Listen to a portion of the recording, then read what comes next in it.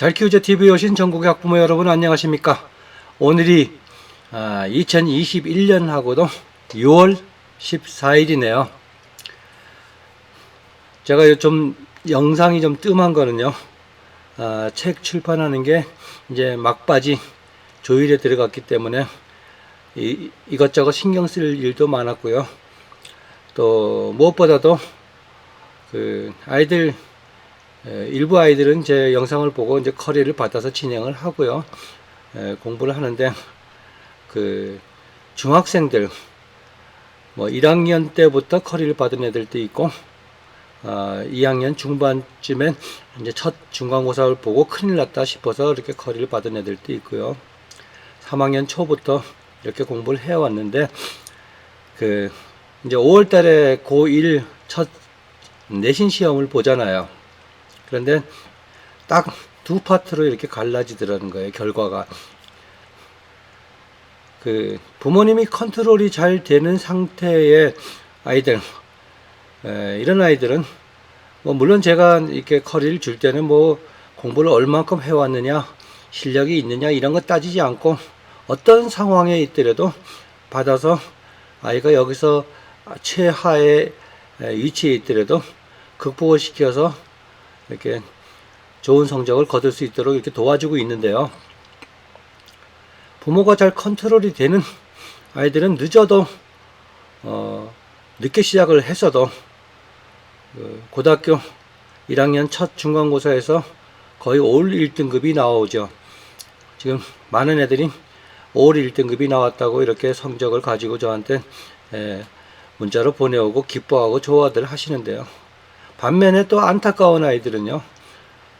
아무리 좋은 커리를 드려도 이것을 이행을 하는데 부모님이 아무리 시키려고 해도 컨트롤이 안 되더라. 잘 안타깝죠. 막 하소연도 하고 그러는데 저한테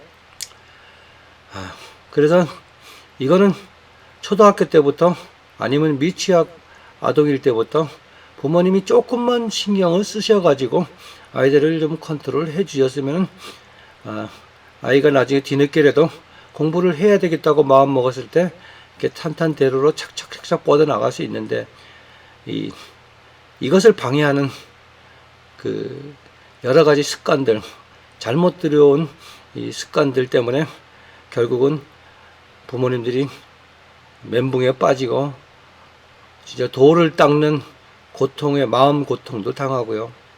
안타깝죠. 그래서 이 시간에는요, 그 아이를 키울 때 이런 점은 꼭 지켜서 이렇게 좀 해달라. 이래야지 아이가 좋은 대학 가는데 전혀 지장이 없다. 그런 점만 이렇게 모아서 이렇게 설명을 드리니까요. 가급적이면 그 메모를 하셔서 그대로 시행해 주시는 게 가장 현명하겠죠. 그래서 첫 번째 그 아이들 제가 느끼고 이것만은 꼭 해달라 하는 걸 첫 번째부터 말씀을 드리겠습니다. 아이들이나 뭐 공부하는 아이들이나 성인이나 생활의 리듬을 깨지는 가장 큰 역할을 하는 게 자는 시간, 취침 시간이 일정하지 않을 땐 전체적인 리듬이 깨지죠. 그 다음 날 생활이 깨지니까요. 이것은요, 어려서부터 부모님이 꼭 확인을 해달라. 그래서 취침 시간을 일정하게 해달라. 그것이 10시가 됐건 11시가 됐건 12시가 됐건 이건 습관 들이기 나름이거든요. 그래서 그렇게 시간을 정하되 부모님이 꼭 아이가 자는 것을 확인을 하고 자리를 그 부모님 침실로 가시라. 이거는 꼭 지켜달라. 물론 아침에 일어나는 건 다 깨우는 게 쉽지가 않죠. 그렇지만 취침 시간이 일정해질 때 일어나는 시간도 자연스럽게 일정해지더라는 거예요. 그것이 가장 첫 번째 지켜달라 한 당부의 말씀이고요. 두 번째는 공부할 때 아이와 타협을 하지 마라. 공부하는 건요. 너 이거 할래? 예를 들면 수학 싫어? 그럼 국어 하자. 국어 싫어? 영어 하자 뭐 이런 식으로 타협을 하지 말라는 거예요. 또 뭐 이 학원 가볼래? 뭐 누구는 또 저 학원 다니니까 저기 가볼래? 이렇게 아이들하고 타협을 하지 말라는 거예요. 아이들은요, 생각하는 게 아직 어린 수준이에요. 성인처럼 이렇게 잘 판단하고 하는 게 기준이 없거든요. 그래서 부모마저 흔들려가지고 아이의 취향에 맞춰가지고 하다 보면요, 부모가 어떤 것을 해라 했을 때 싫어 이런 일이 벌어져요. 이것이 고학년에 갈수록 점점 더 심해진다는 거예요. 이걸 꼭 명심하시고 공부를 하는 방법이나 어떠한 책을 선택을 해서 공부를 시킬 때 아이하고 타협을 하지 말라는 거예요. 잘 들으셨죠? 예.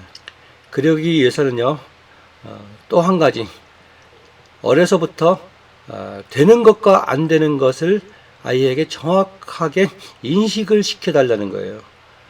그래서 안 되는 거를 자꾸 아이가 우긴다고 이렇게 하나둘 들어주기 시작을 하면요, 컨트롤하기 힘들어져요. 그래서 어려서부터 우리 부모는 안 되는 건 끝까지 안 되는구나 하는 게 머리에 탁 인식이 되거든요. 그래서 나중에라도 아이를 이렇게 컨트롤하기가 쉬워집니다. 그리고 집중력을 또 키워줘야 되거든요. 이것은 제 영상에 많이 소개가 되었어요. 집중력을 키워주라는 거예요. 이건 어쩔 수가 없어요. 우리 교육이 열린 교육이라는 게 1990년대 시작을 하면서요. 아이들이 제가 늘 뭐 농담 삼아서 마인드가 열리는 게 아니라 뚜껑이 열려버렸다고. 이거 빨리 나중에 못 고치거든요. 그래서 집중력을 기르는 건 제 영상을 참고를 하면 많이 있으니까요. 그걸 참고해 주시면 되고요. 또 한 가지가 있다면요. 아이와 어떤 약속을 했으면 꼭 지키라는 거예요. 꼭 지키셔야 돼요. 그래야지 아이도 약속을 해야 지킨다는 인식이 됩니다. 또 다른, 이건 공부하고 다르지만요. 아이도 일종의 학교를 가게 되면 그것도 일종의 사회생활이거든요. 대인관계에 있어서, 아이들 사이에 대인관계에 있어서 용서하는 것과 이해하는 것들을 가르쳐 주세요.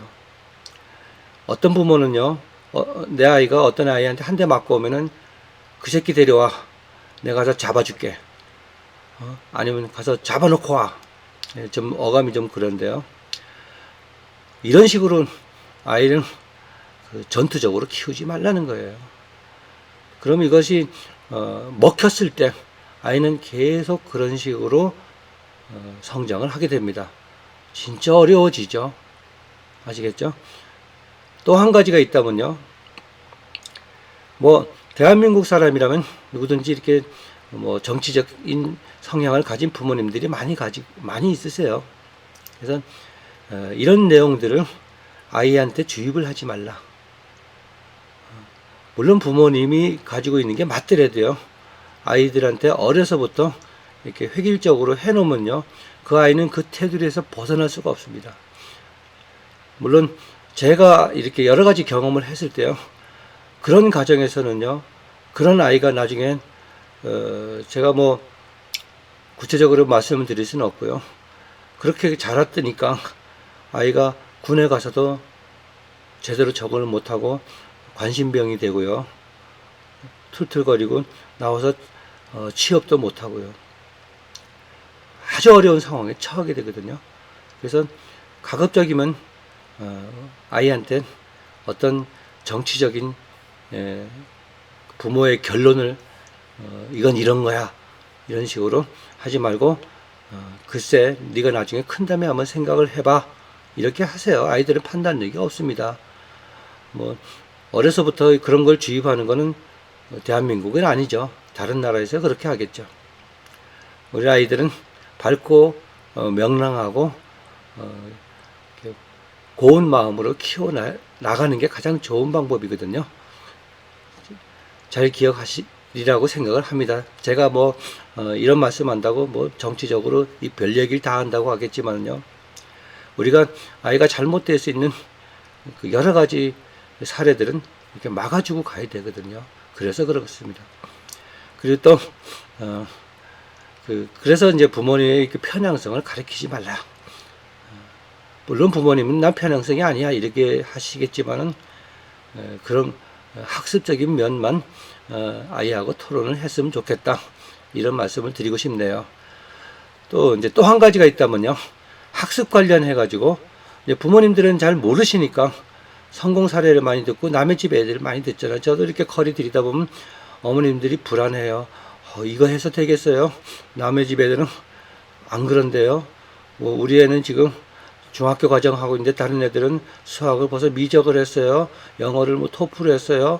고등학교 거 미리 해야 된대요. 이렇게 불안을 호소하시는 부모님들은 많습니다. 그렇지만 저는 절 믿으세요. 끝까지 가봅시다. 그렇게 하는 애들 저 벽에다가 이름 한번 써놓으세요. 고등학교 가서 어떻게 되나 한번 보세요. 그리고 제 말을 한번 믿어보세요.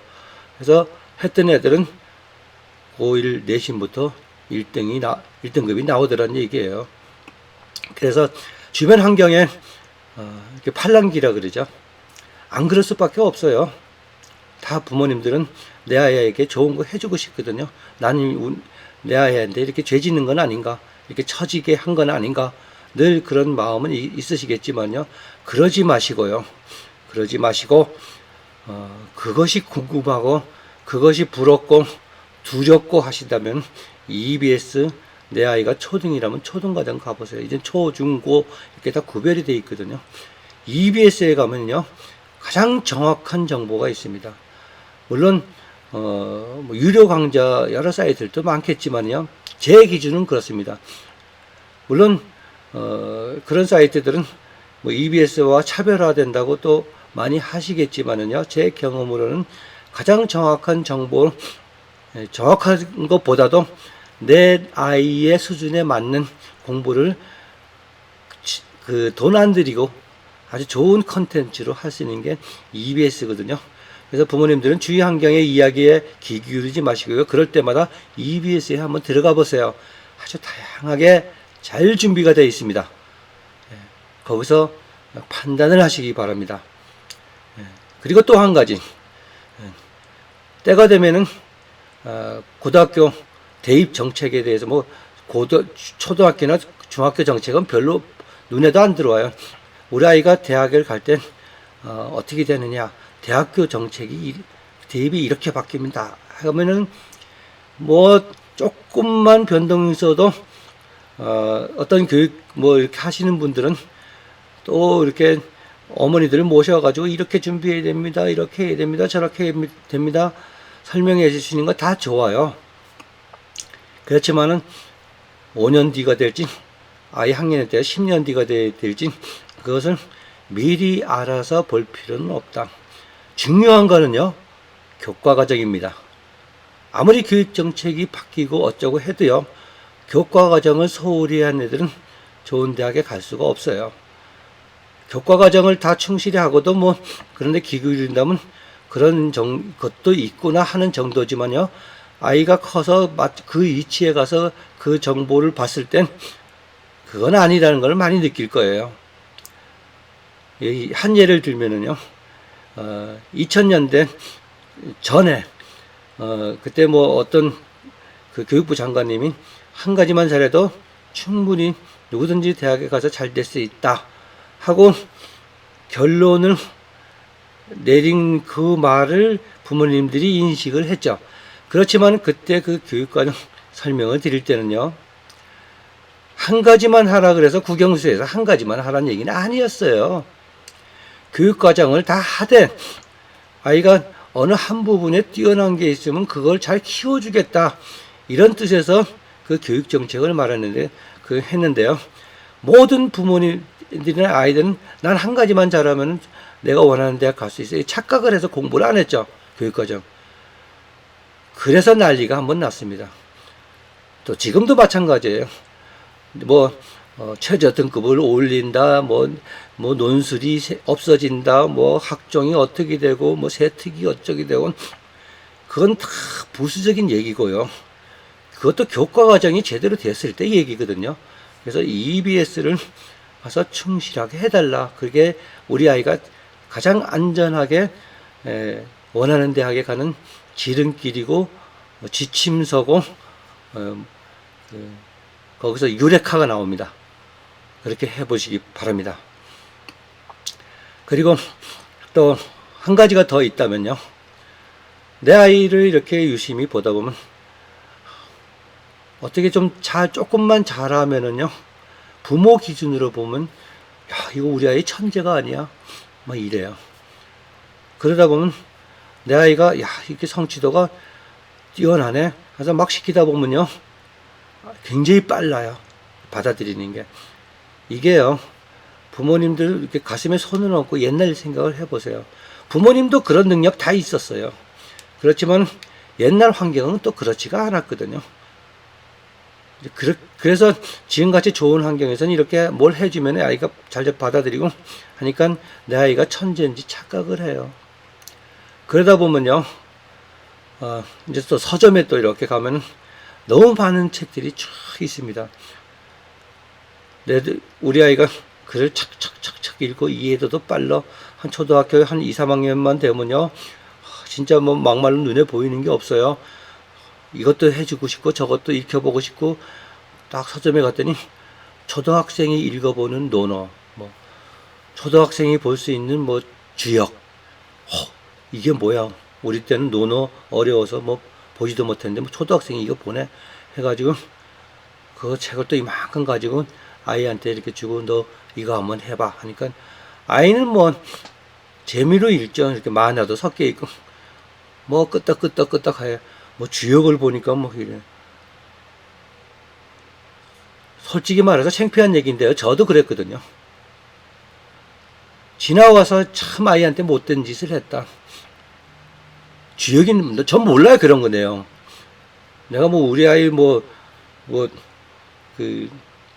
토정비결 가르칠 일이 있어요. 물론 여러 가지 지식을 넓히는 건 좋은데요, 아이가 받아 먹을 수 있는 걸 줘야죠. 그래서 아이가 뭐 때로는 있어요. 뭐 중학교 1학년인데 뭐 이야기 듣고 뭐 물리 2, 화학 2를 한대요. 뭐 어쩌고 저쩌고 막 해요. 제 입장에서 보면 기가 막히죠. 그거 안 해도 해야 될 게 너무너무 많은데, 심지어 어떤 부모들은요, 내 아이가 물리를 잘해. 물리를 잘할 수밖에 없어요. 그것만 하니까요.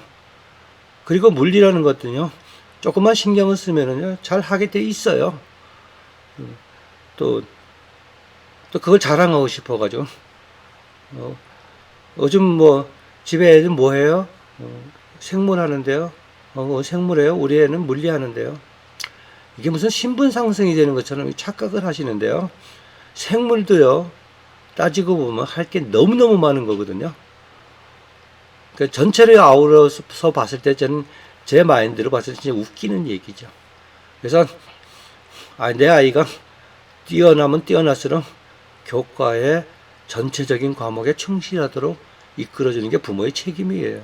그래야 보편적이고 상식적인 아이로 성장을 해서 시험을 볼 때 객관적인 판단을 할 수 있어요. 이거는요, 어느 한쪽에 치우쳤을 때 이 주관적인 사고력을 가지고요. 그래서 뭐 요즘 여러 가지 특혜에 의해서 수능 안 보고 이렇게 뭐 이렇게 해서 쭉 채고 어느 대학 가서 뭐 이런 애들이 사실 이상한 애들이 이상한 애들이 많습니다. 참 뭐라고 얘기는 할 수는 없고요. 제가 뭐 분노 장애가 있는 애들도 있고요.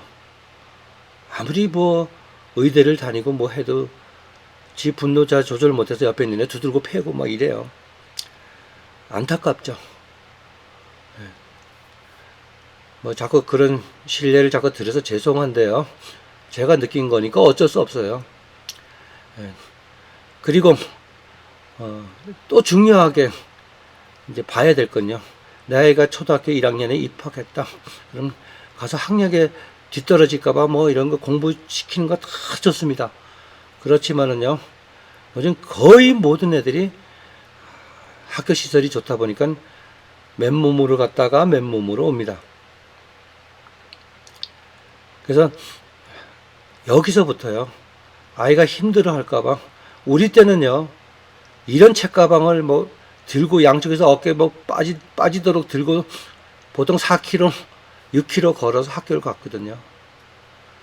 최소한도 교과서, 그날 배운 자기 교과서는 가지고 다니게 이렇게 훈련을 시켜주세요. 그러다 보면 이게 고등학교 가서 어떤 일이 벌어지냐 하면요, 우리가 내신을 잘 받으려면 학교에서 주는 선생님 말도 잘 들어야 되고요. 그리고 프린트도 잘 챙겨야 되고요. 그래가지고 모든 게 이제 교과 지식도 쌓고 했을 땐 만점이 나오는데요.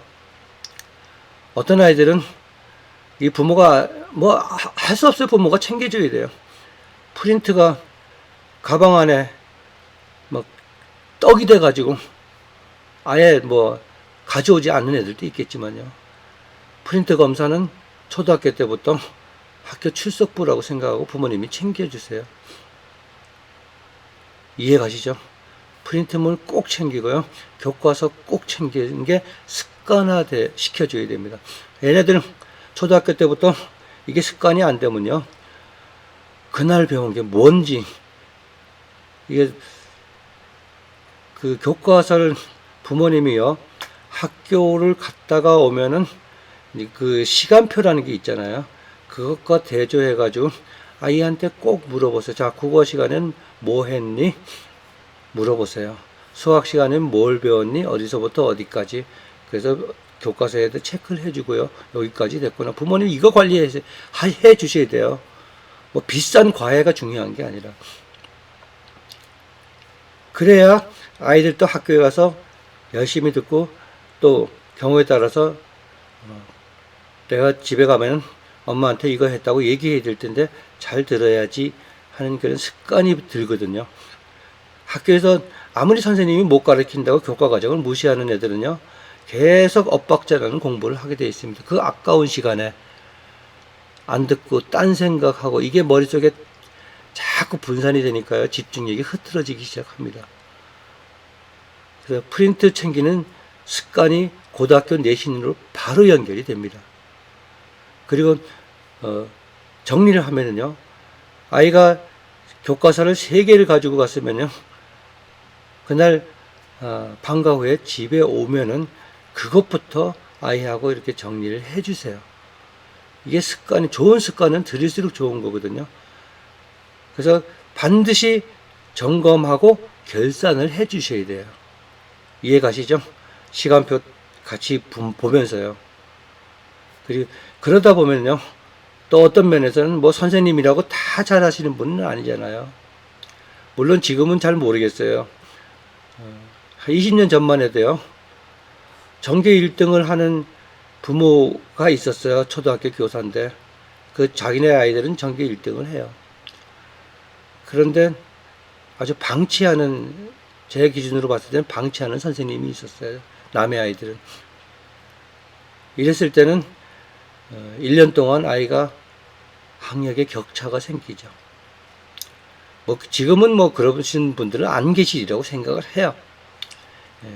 그래도요, 뭐 그런 목적이 아니래도 끝나고 나면은 진도 챙겨주고 이 정도는 해주셔야지, 아, 우리 부모는 나를 이렇게 잘 이끌어 주시고 보살펴 주시구나, 주시는 부모, 이렇게 인식이 이렇게 딱 돼야 되거든요. 이건 뭐 사람뿐만 아니라 동물의 왕국에서도 나오는 얘기예요. 이 동물의 본성이거든요. 제일 처음에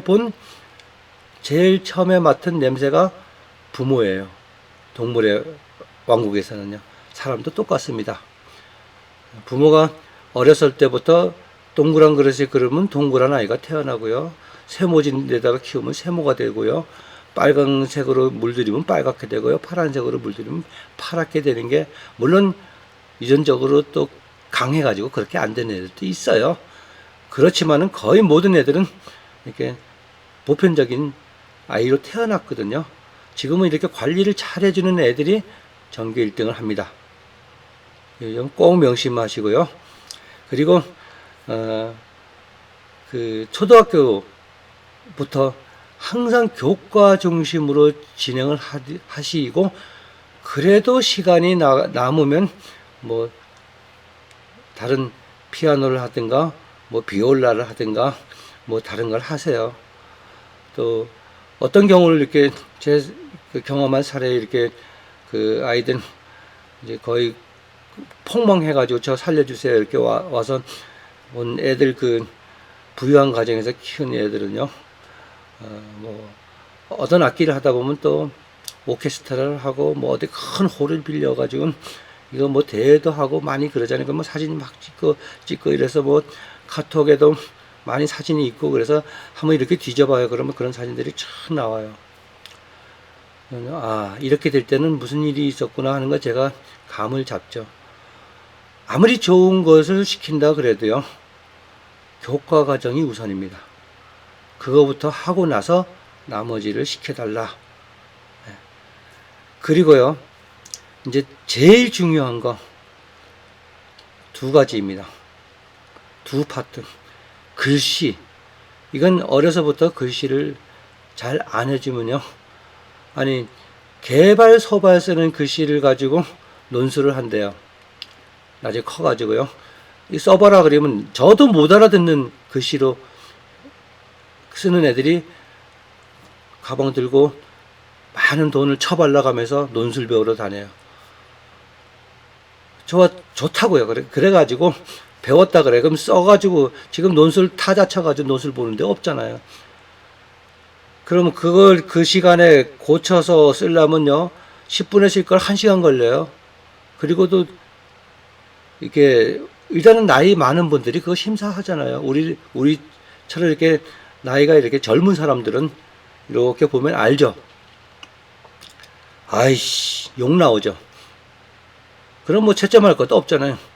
아무리 좋은 내용을 써놨더라도 못 알아보게 썼는데요, 그건 나중에 뭐 감사를 오가도 할 말이 없는 거예요. 확 제껴버리죠. 내 아이가 논술 배우러 갈게요 뭐 이러면 뭐 보내시는 건 좋은데, 일단은 보내고 안 보내고의 기준은요, 한번 글씨를 한번 써보라 그러세요. 일기 한 장 써보라고. 그 글씨를 보고 판단하세요. 그런 일이 벌어지지 않으려면 초등학교 때부터 연필로 글씨 쓰는 거를 가르쳐 주세요. 요즘 연필이 많아요. 저희 가면. 그래서 한 타스가 뭐 12구자루잖아요. 한 5타스 60자루 사세요. 그래가지고요, 깎는 기계 있잖아요. 그래서 60자루 다 깎아요. 그래서 옆에다 딱 갖다 놓고, 부러지면은 다시 이렇게 하고요. 또 부러지면 또 꺼내서 쓰고요. 또 부러진다고 나와서 또 연필 깎는 시간 이러면 주의가 깨지거든요. 그래서 뭐 10자루가 부러졌다 이러면 한 2시간 뒤에 이제 나와서 쉬는 시간에 이렇게 연필을 깎으면서 무슨 공부를 했지, 이게 1등으로 가는 지름길이거든요.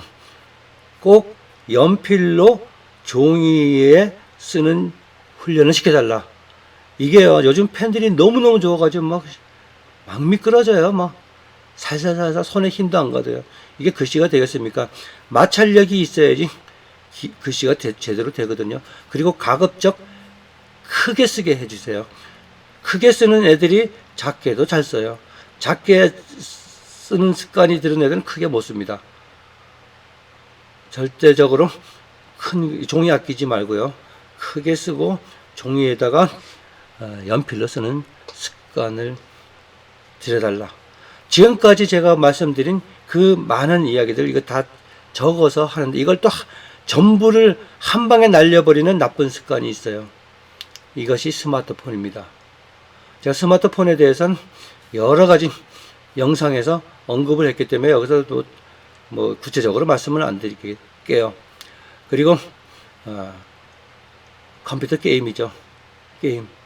이거는요, 결사적으로 말려야 돼요. 어려서부터. 저도 우리 애가 어렸을 때 초등학교 1, 2학년 때 그 슈퍼마리오 뭐 이렇게 뽀봉뽀봉 나가는 거 있죠, 그거? 슈퍼마리오. 그때는 이게 인터넷도 없던 시절에 CD로 갖다가 최신 거야 하고 준 게 엄청나게 후회를 했거든요. 그 슈퍼마리오 하나 때문에 아이가 게임을 즐거워하게 만들어 가지고요. 엄청나게 저는 아주 가슴을 팔 정도로 후회를 했어요. 그래서 가급적이 아니라 절대적으로 게임을 과 친하게 하지 마라. 우리가 컴퓨터는 내가 살아가는데 피가 되고 살이 되는 정보를 얻고 이것저것 그 모든 것을 하는 도구로 삼아야지, 이것을 자기가 필요한 재밌는 정보를 얻으려고 컴퓨터를 활용하는 그 습관을 처음부터 이렇게 차단을 시켜주세요.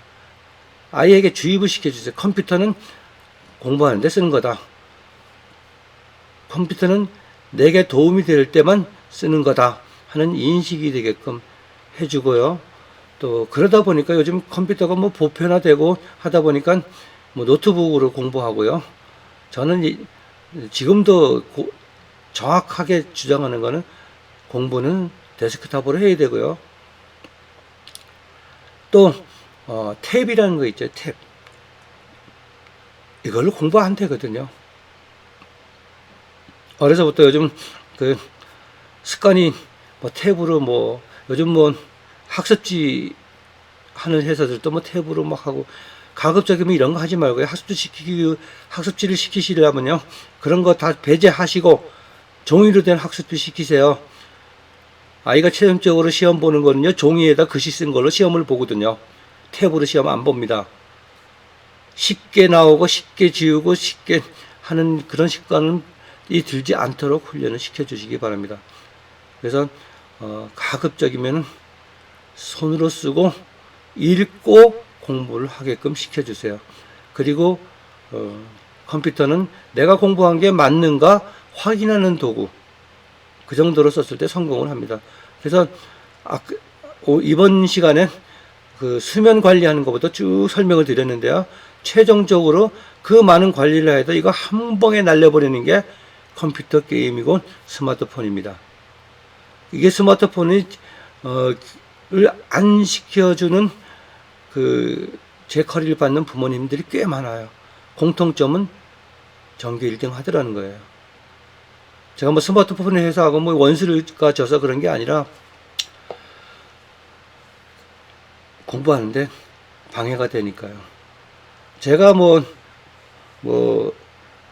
어디 입법 기관에 있다면은요, 최소한도 길 가면서 스마트폰을 들고 가는 거는 벌금을 매기고 진짜 형벌을 때리는 법을이라도 만들어야 돼요. 아이들이 많이 위험하거든요. 정말 열심히 봐요. 정말 열심히. 세상에 길 가면서도 보고요. 어디 가나 그거 따라봅니다. 자, 이러면서 내 아이가 공부 잘해서 좋은 대학 가기 바란다. 이건 꿈이죠. 요즘 말로 깨몽하셔야 돼요. 절대로 안 됩니다. 그거는요. 그것과 같이 가는 애들은 못 봤어요. 간혹 있어요. 아주 드물게. 그런 애들은 굉장히 냉정하고 훈련을 잘 받은 애들이거든요. 그거 보고 흉내내면 안 됩니다. 제 말씀 잘 이해하셨죠? 자, 내 아이 제대로 키우려면요, 어려서부터 주입식 교육이 아니라 부모가 내가 잘 컨트롤할 수 있는 아이로 키워달라. 또 잘못 들으시고 내 아이를 그러면 로봇으로 키우란 얘기냐? 잘 들어보세요. 그런 얘기 아닙니다. 그러니까 메모하신 대로 요것만은 꼭 이행하시되 맨 밑에 이걸 한꺼번에 다 무용지물로 만드는 스마트폰과 컴퓨터는 멀리 하게끔 해주시기 바랍니다. 제 영상 끝까지 들어주셔서 대단히 감사합니다.